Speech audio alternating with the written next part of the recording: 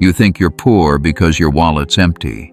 But the truth is far more brutal. You're poor because your mind was trained to obey, to shrink, to settle. That's not poverty. That's programming. If you've ever felt powerless, like the world was built to break you, stay with me, because what you're about to hear will either offend you or liberate you. And by the end, you'll see why never thinking you're poor is the greatest psychological weapon you could ever possess.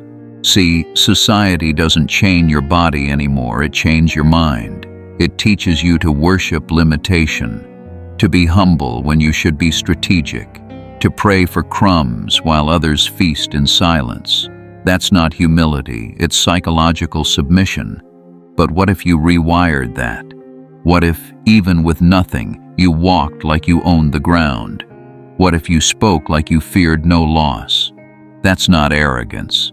That's the beginning of mental freedom. Because Machiavelli said it best. Poverty is not about possessions. It's about perception. And in the next minutes, I'll show you exactly how to dismantle the lie that you are less just because you have less. If this idea is hitting something deep inside, you're about to discover how to reclaim control. And that control, it changes everything. The most dangerous lie ever told is that you're powerless until you're rich, that you must earn confidence, deserve respect, buy your worth. But here's what Machiavelli, Nietzsche, and the Stoics all understood. Power begins in perception, not possession. When you believe you lack, you serve those who appear to have more. But when you believe you are enough, even empires bow. Watch carefully.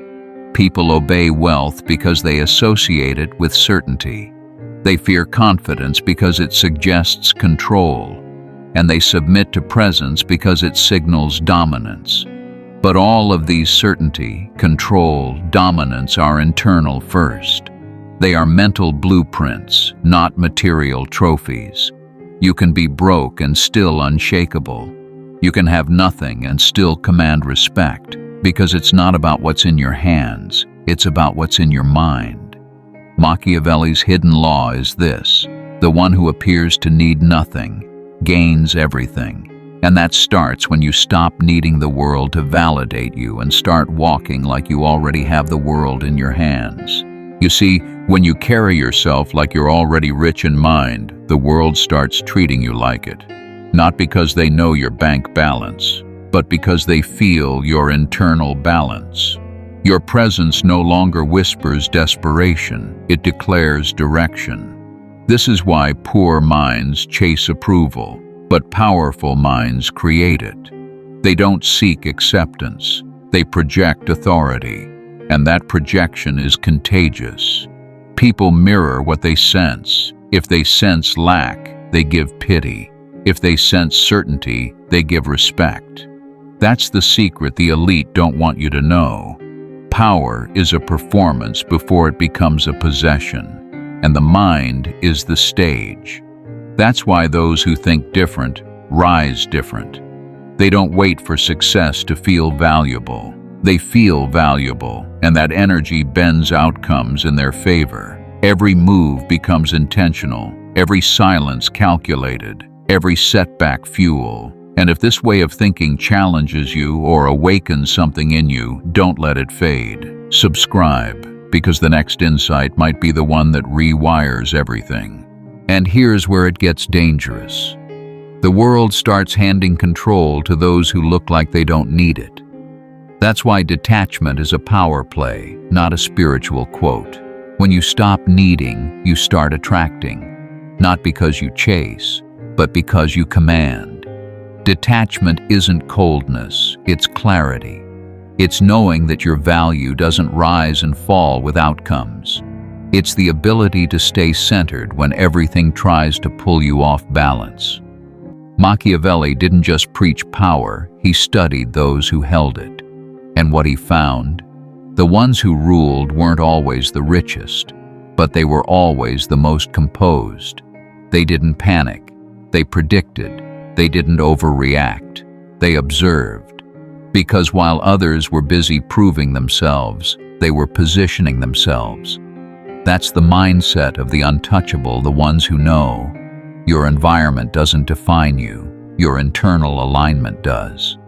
So now, are you truly ready to stop playing small?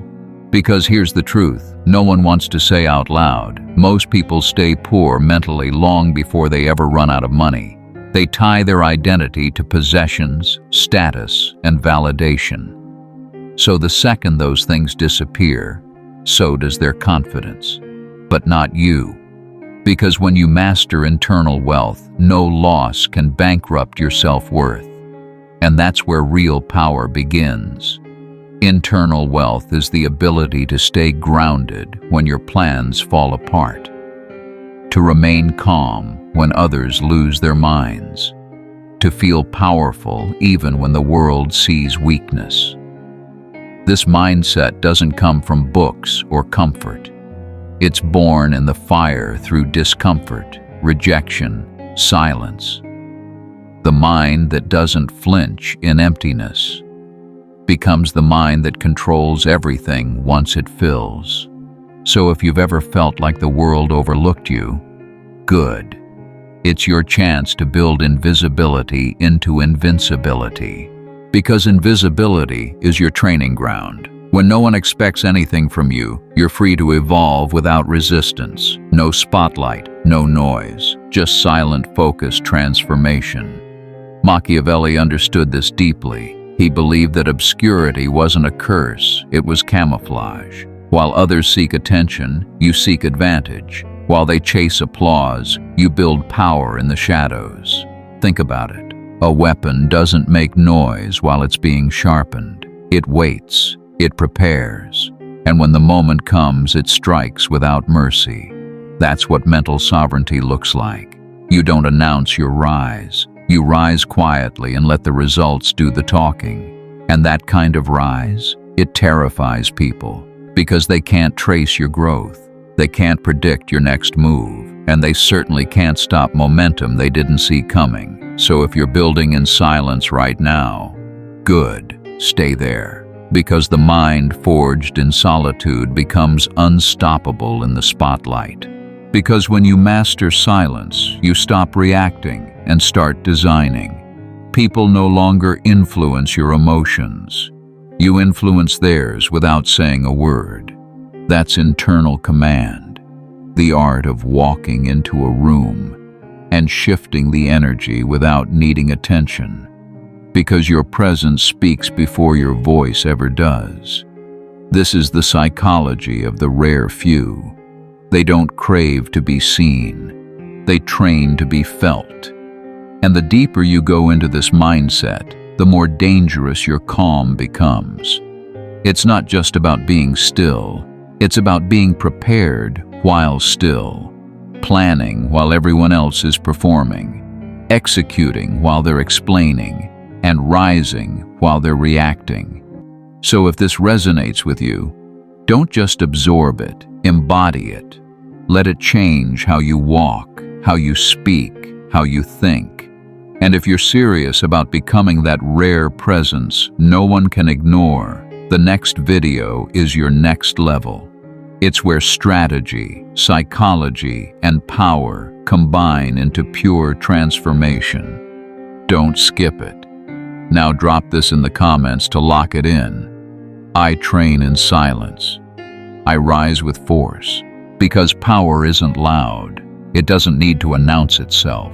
Real power builds quietly under the surface where no one sees. And when it shows, it reshapes the room. You've made it this far, and that means something.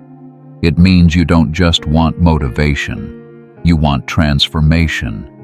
You're not here to be entertained. You're here to be equipped. And if you got value from this, share it.